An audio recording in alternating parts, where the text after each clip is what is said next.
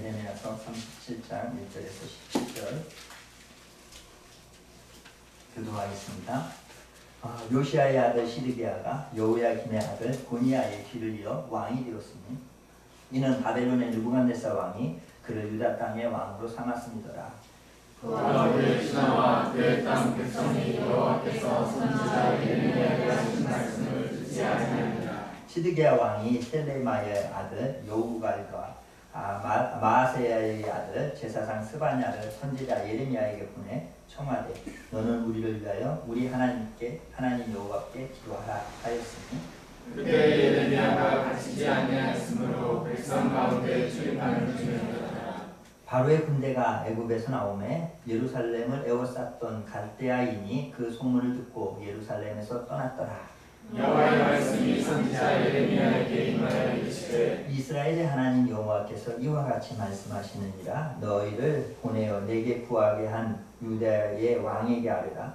너희를 도우려고 나왔던 바로의 군대는 자기 땅 애굽으로 돌아가겠고 갈대아인이 다시 와서 이 성을 쳐서 빼앗아 불사르리라. 여호와께서 이와 같이 말씀하시니라. 너희는 스스로 속여 말하기를 갈대아인이 반드시 우리를 떠나리라 하지 말라. 그들이 떠나지 아니하리라. 가령 너희가 너희를 치는 갈대아인의 온 무대를 쳐서 그 중에 상장하는다 할지라도 그들이 각기 장막에서 일어나 이 성을 불사르리라. 갈대아인의 군대가 바로의 군대를 두려워하여 예루살렘에서 떠나니 예레미야가 베냐민 땅에서 백성 가운데 깃을 받으려고 예루살렘을 떠나 우리로 가하여 베냐민 문에 이른즉 하나냐의 손자여 셀레마의 아들인 이리야라 이름하는 문지기의 우두머리가 선지자 예레미야를 붙잡아 이르되 내가 갈대인에게 항복하려 하는도다. 예레미야가 이르되 거짓이다. 나는 갈대아인에게 항복하려 하지 아니하노라. 이리야가 듣지 아니하고 이리야가 듣지 아니하고 예레미야를 잡아 고관들에게로 떠나가되 고관들이 노여워하여 예레미야를 때려서 서기관 요나단의 집에 가두었으니 이는 그들이 이 집을 옥으로 삼았음이더라. 예레미야가 뚜껑 씌운 물건에 들어간 지 열흘 만에 읽습니다. 시드기야 왕이 사람을 보내어 그를 이끌어내고 왕궁에서 그에게 비밀을 물어 이르되 여호와께로부터 하신 말씀이 있느냐. 예레미야가 대답하되 임하였다. 또 이르되 왕이 바벨론의 왕의 손에 걸렸으리라. 아멘. 아멘.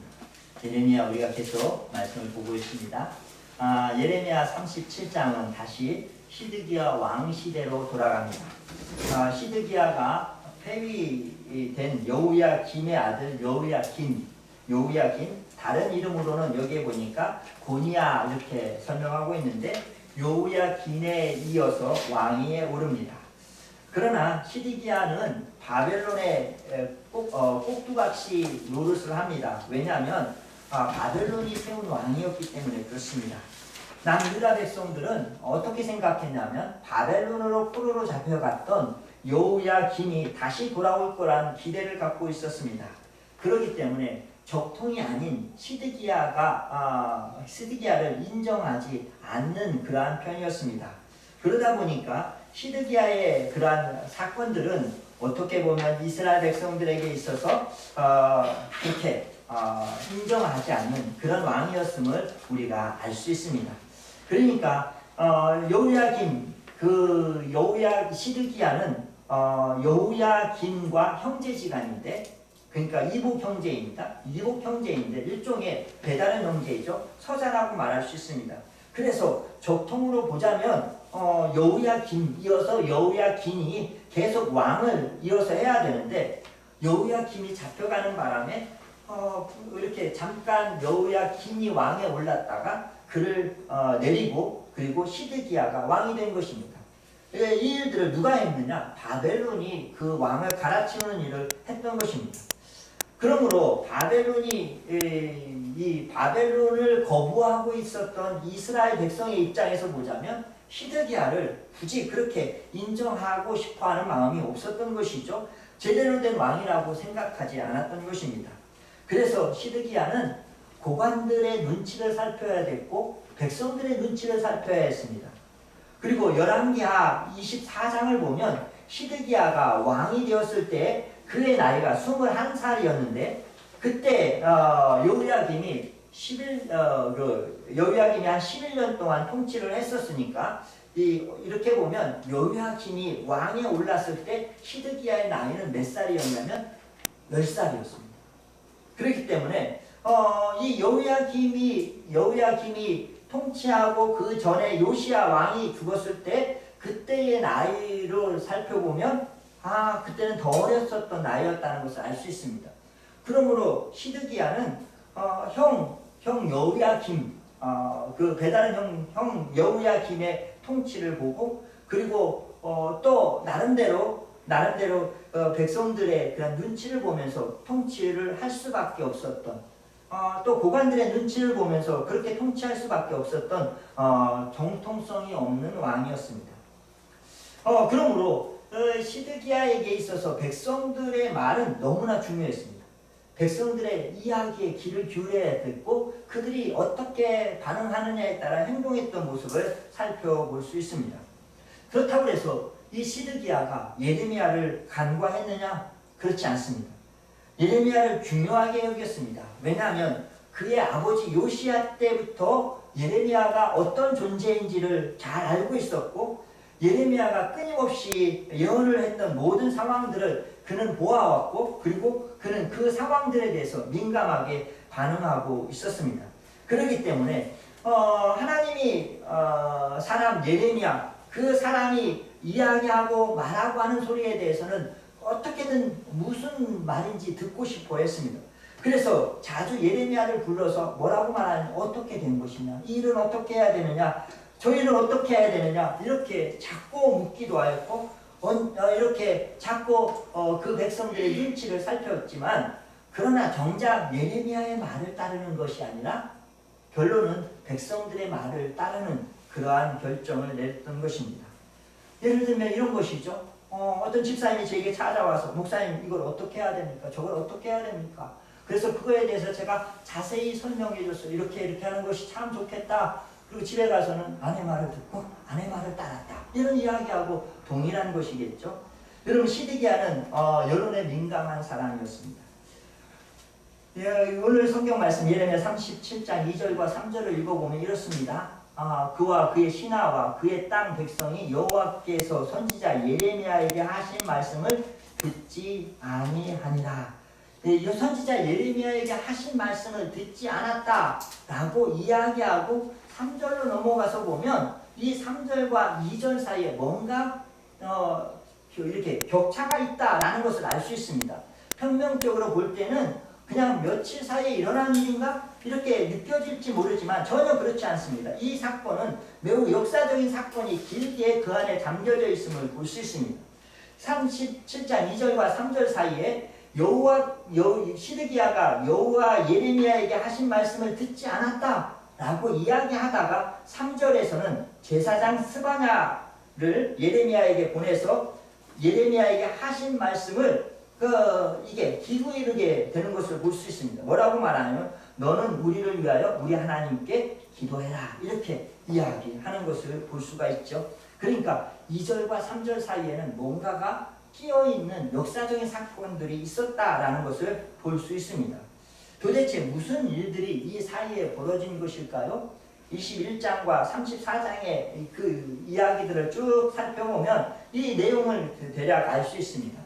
거기에는 시드기야가 노예 계약을 자유계약으로 이제 모든 노예들을 해방하는 그러한 계약을 맺은 사건이 이곳에 있기도 합니다.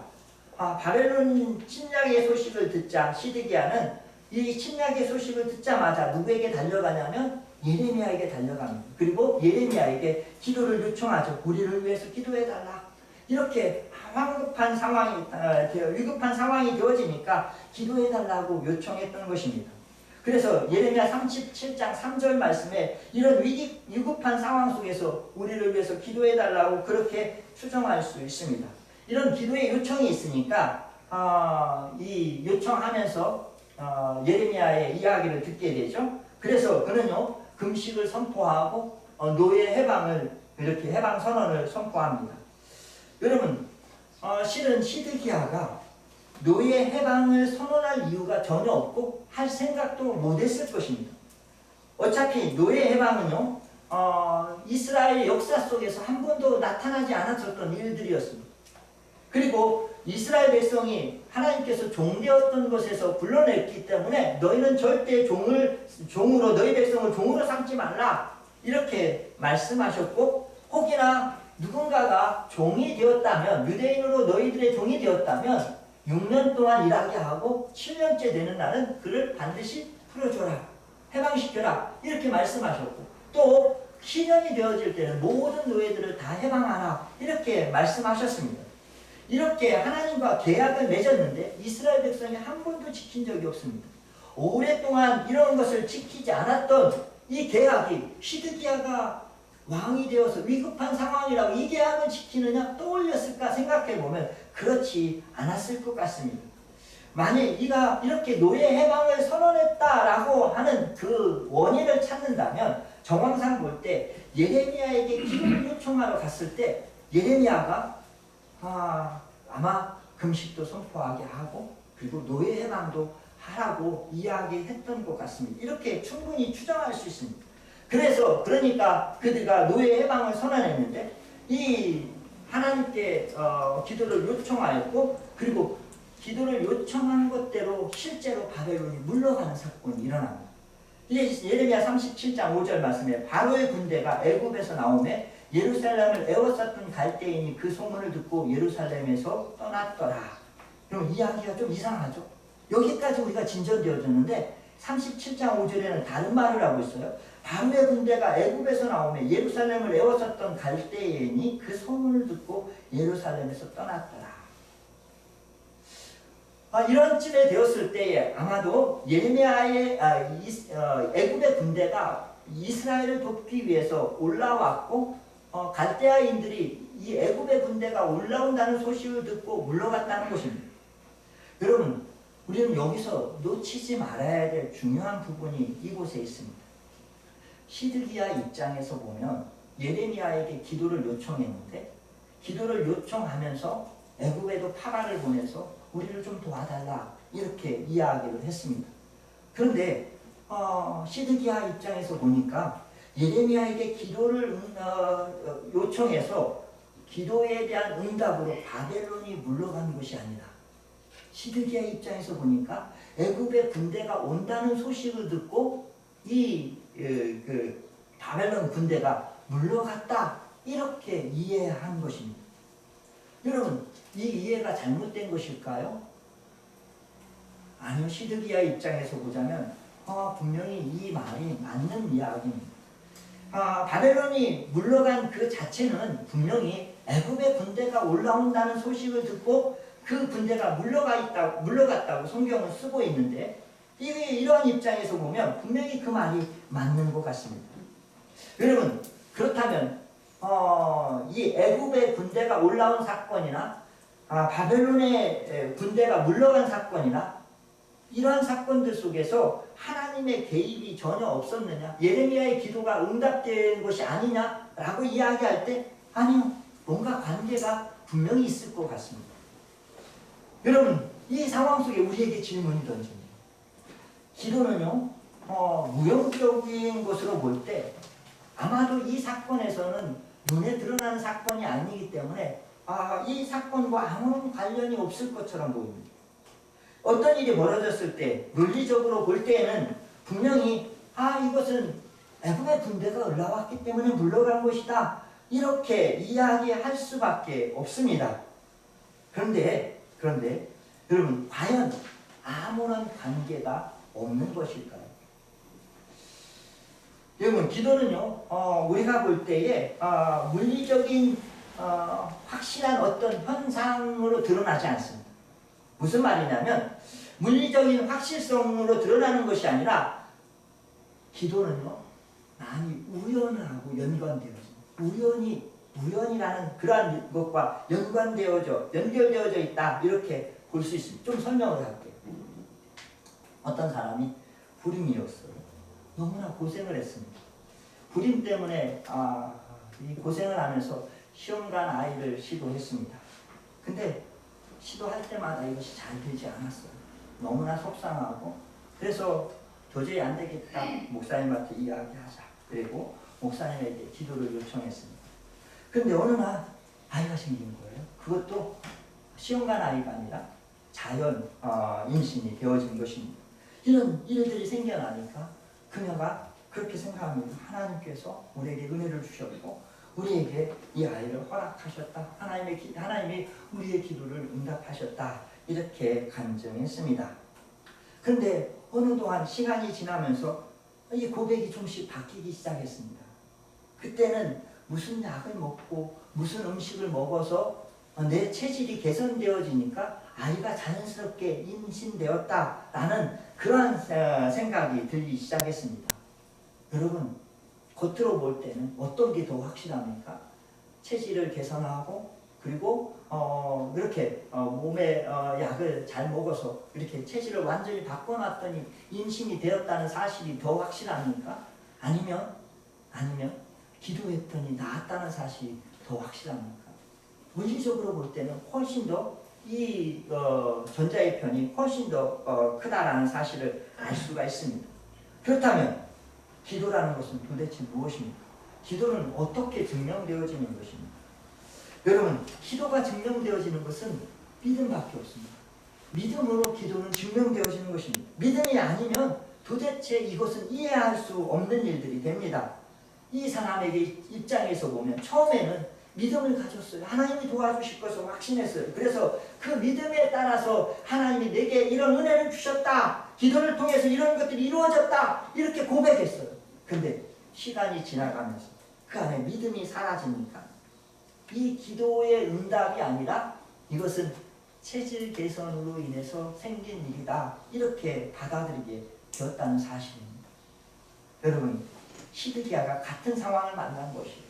시드기야가 예레미야에게 기도를 부탁하고 동시에 노예 해방 선언을 하고 이렇게 이야기했는데 이렇게 한 다음에 바벨론이 물러갔다. 이렇게 생각하고 받아들이면 참 좋겠는데 이렇게 하면서 무엇을 하나 더 했어요? 애굽의 군대에 도움을 청했어요. 근데 애굽의 군대가 바로의 군대가 올라오면서 어떻게 되냐면 이 백성들이 이 바벨론 군대가 물러가는 것입니다. 그러니까 믿음보다는 이렇게 지금 일어나는 상황들을 생각하고 그것을 따르게 되었던 것이죠. 그러면 이 같은 상황 속에서 하나님께서 예레미야에게 말씀이 임하십니다. 그것이 이제 6절 이하의 말씀들인데 6절 후반절부터 제가 읽어드리겠습니다. 여호와의 말씀이 선지자 예레미야에게 임하여 이르시되 이스라엘의 하나님 여호와께서 이와 같이 말씀하십니다. 너희를 보내어 내게 구하는 한 유다의 왕에게 아뢰라. 너희를 도우려고 나왔던 바로의 군대는 자기 땅 애굽으로 돌아가겠고 갈대아인이 다시 와서 이 성을 쳐서 빼앗아 불사르리라. 가만히 봤더니 이 바로의 군대 역시 하나님께서 그 손에 움직이고 있었다. 하나님 손에 의해서 바로의 군대가 움직이고 있었다는 사실이고 그래서 이 군대가 물러나게 할 때 어떻게 해요? 다시 바벨론의 재침공이 있을 것을 이야기하고 있는 것입니다. 바벨론은 잠시 물러가는 것이었습니다. 일시적인 것이었습니다. 하나님의 계획을 의심하는 시드기야 그가 이 하나님을 놓쳐버렸던 것입니다. 여러분, 예레미야의 탄원적 기도 그리고 시드기야의 노예 해방에 하나님께서 응답하신 것이었습니다. 근데 중요한 게 있어요. 이것은 일시적이라는 것입니다. 우리가 잘 알아야 합니다. 일시적이고 이례적이라는 것입니다. 이것은 분명히 예레미야의 기도와 시드기야의 노예 해방을 통해서 찾아왔던 일시적인 평화였고 일시적인 기도의 응답이었습니다. 이게 좀 어려운 말이지만 중요합니다. 여러분, 우리가 기도할 때, 우리가 하나님께 기도할 때 하나님은 우리의 기도에 분명히 응답하십니다. 그런데 여러분, 내가 누군가를 위하여 기도하고 누군가를 위하여 탄원하고 예레미야가 기도할 때 하나님께서 들으신 것처럼 최기현 목사가 기도할 때 하나님께서는 들으시고 응답하십니다. 여러분들이 누군가를 위해서 중보하고 기도하면 하나님은 반드시 그 기도에 응답하시는 것을 조금 더 의심하지 않고 저는 믿습니다. 그런데 정확한 것은요, 우리가 누군가를 위해서 기도하는 것은 그것은요 잠시 유보하는 것이라는 사실을 기억해야 합니다. 우리의 중보기도는요 다른 사람을 위해서 기도하는 것은 그 사람에게 하나님의 심판이 임하는 것을 잠시 멈추게 할 수는 있지만 그 심판이 끝난 것이 아니라는 것을 우리는 기억해야 하는 것입니다. 여러분, 우리가 이스라엘이 범죄했을 때 모세가 기도했습니다. 그럼 모세가 기도했으니까 하나님께서 그 기도를 들으시고 응답하셨다. 예, 분명히 들으시고 응답하셨어요. 그렇다면 이스라엘이 용서받은 것일까요? 아니죠. 여러분, 단지 홀드한 것이에요. 잠시 멈춘 것이에요. 만일 그들이 그의 삶의 행동을 돌이키지 아니하면 어떻게 해요? 하나님이 심판하시는 것이죠. 여러분, 그렇다면 그들이 심판받지 않을 수 있는 방법은 뭐예요?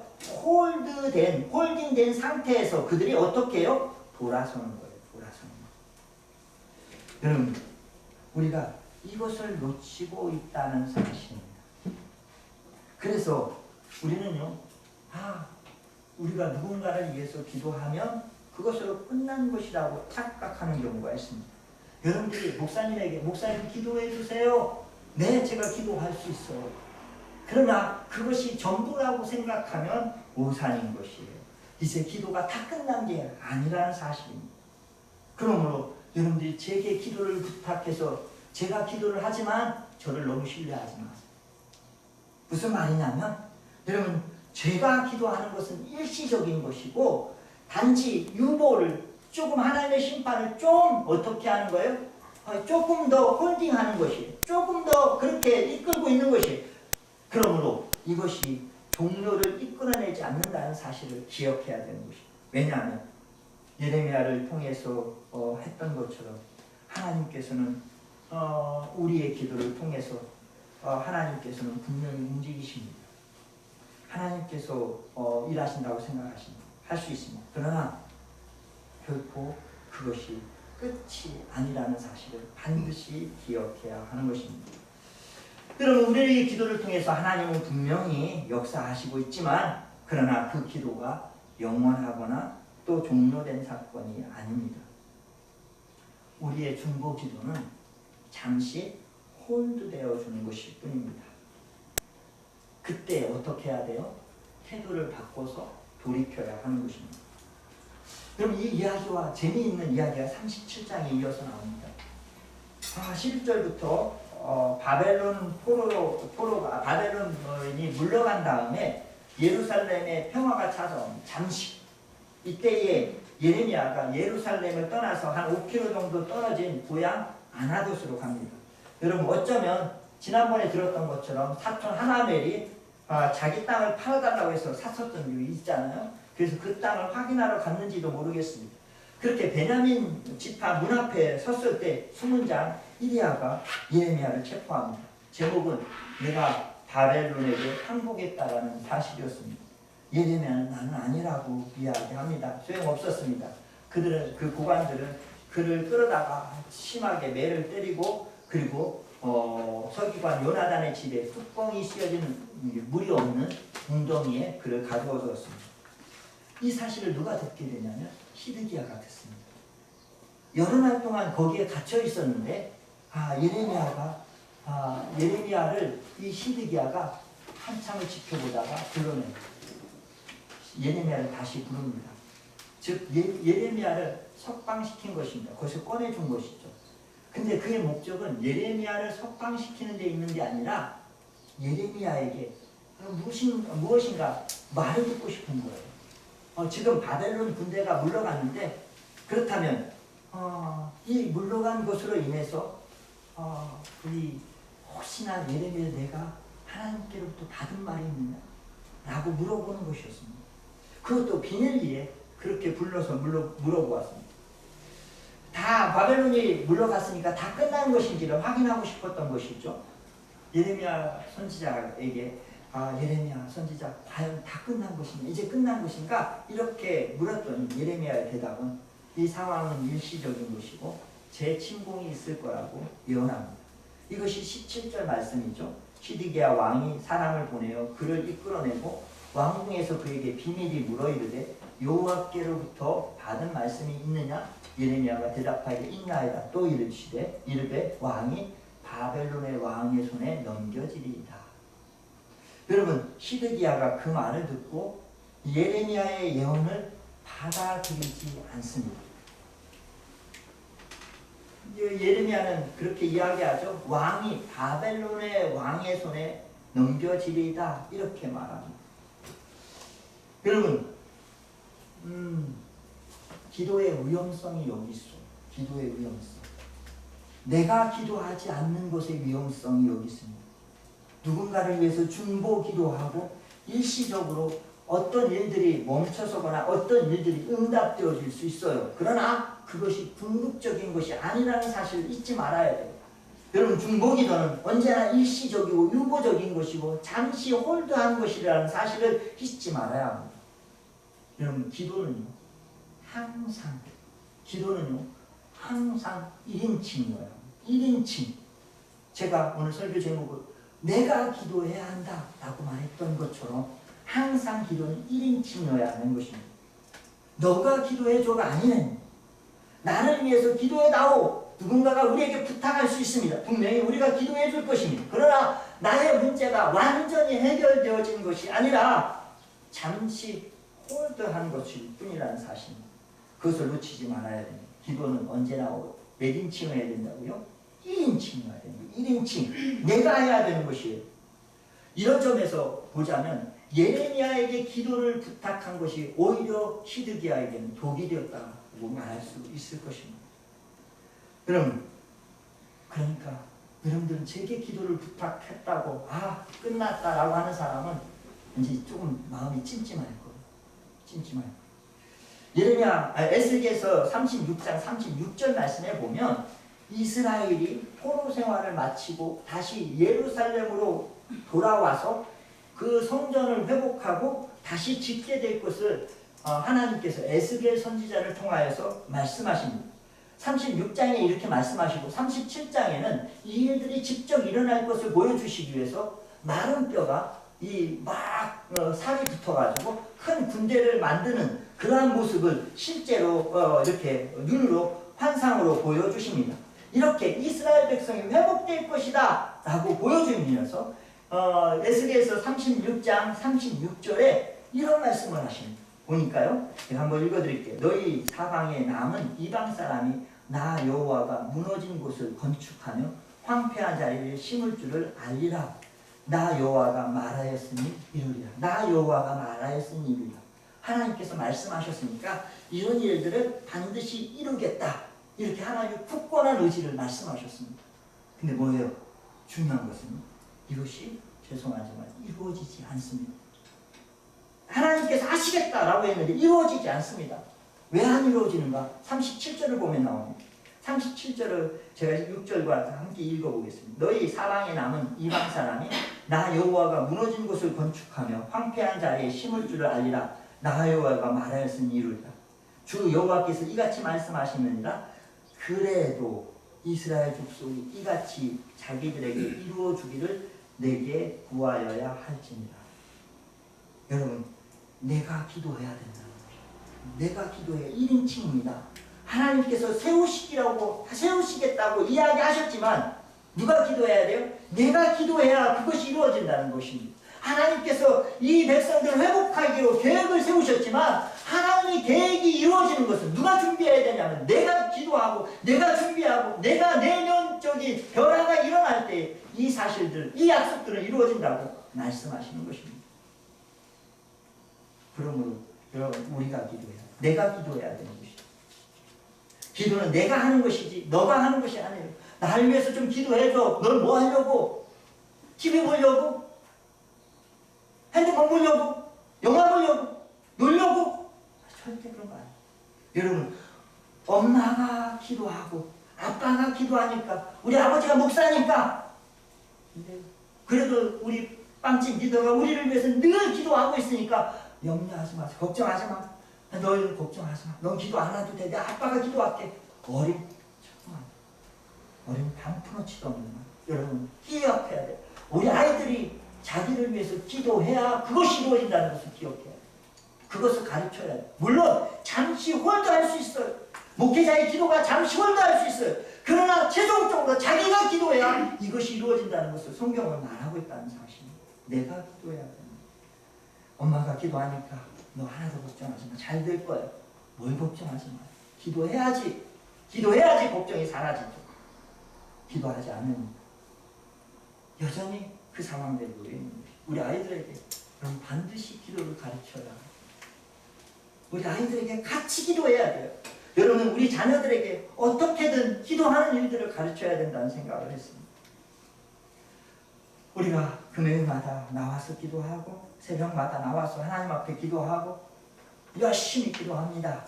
그래서 우리의 병자를 위해서 선교집 위해서 자녀들을 위해서 열심히 기도합니다. 분명히 그 기도에 효과가 있고 잠시 효과를 발휘하는 것처럼 보이지만 최종적이지는 않습니다. 하나님께서 우리의 기도를 들어주셔서 잠시 늦추는 동안 본인이 개인이 기도를 해야 그때야 우리 그 기도가 응답되어진다는 것을 알아야 한다는 것입니다. 그러므로 우리는 그렇게 기도할 수밖에 없습니다. 하나님 긍휼을 베풀어 주옵소서. 하나님 자비를 베풀어 주옵소서. 조금만 더 자비를 베풀어 주옵소서. 이렇게 기도할 수밖에 없다는 것입니다. 예레미야가 바벨로 침공을 놓고 기도할 때 예레미야 기도를 통해서 시드기야가 마음이 움직였어요. 그래서 노예 해방 선언을 하고 기도를 요청하기도 하고 이렇게 되었어요. 이렇게 기도가 요청되어지면서 중보자의 기도가 그 사람의 마음을 이렇게 조금 바꿔놓고 변화시켜 놓은 것 같은데 중요한 것은 그렇다고 해서 그 사람이 지은 죄가 지금까지 지었던 죄가 사라지는 것이 결코 아니고 그가 이렇게 홀딩되어지는 동안에 자신의 죄를 깨닫고 하나님께로 돌아오는 역사가 있어야지만 하나님의 모든 기도가 다 응답되어진다 말할 수 있다는 것입니다. 여러분 누군가가 날 위해서 기도하는 것이 전부라고 생각하면 착각입니다. 그 기도가 만능이 되어질 수 없습니다. 하나님은 인격적인 하나님이시기 때문에 우리를 1대1로 인격적으로 만나기를 원하십니다. 누구에 의해서 하나님께서 조정되어지거나 움직이시는 분이 절대 아닙니다. 우리가 기도할 때 그 사람의 마음을 터치하시기도 하고 그에게 감동을 시켜서 무언가 다른 행동을 보이기도 하지만 그러나 최종적으로 내가 기도해야 그래야 변하는 것입니다. 혹여나 우리가 자녀를 위해서 늘 기도하고 있는 줄 믿습니다. 그래서 우리 자녀들이 변화되기를 바라고 달라지기를 소망하여 기도하는데 내가 기도하니까 너 달라질 거야 이렇게 바라보지 마시고 내가 기도하는 동안에 하나님이 도우셔서 잠시 홀딩할 수 있지만 네가 기도해야 돼. 네가 기도해야 된다. 반드시 가르쳐야 된다는 것을 놓치지 말아야 할 것입니다. 여러분 이제 우리 아이들과 함께 그럼 기도하는 시간을 자주 가지시기 바랍니다. 밥 먹을 때 아이들한테 기도시키고 아이들이 기도할 시간들을 더 많이 갖게 만들어야 될 거라고 생각이 되어집니다. 이제 말씀을 마칩니다. 에스겔서 말씀을 읽고 마치겠습니다. 에스겔서 36장 37절 주 여호와께서 이와 같이 말씀하셨느니라. 그래도 이스라엘 족속이 이같이 자기에게 이루어 주기를 내게 구하여야 할지니라. 자기에게 이루어 주기를 내게 구하여야 할지니라. 스스로 기도하시기를 간절히 기도는 1인치 않은 사실을 절대 잊지 말고 나뿐만 내 자녀에게 그렇게 가르치는 저와 여러분 되기를 주의 이름으로 부탁드립니다. 기도하겠습니다.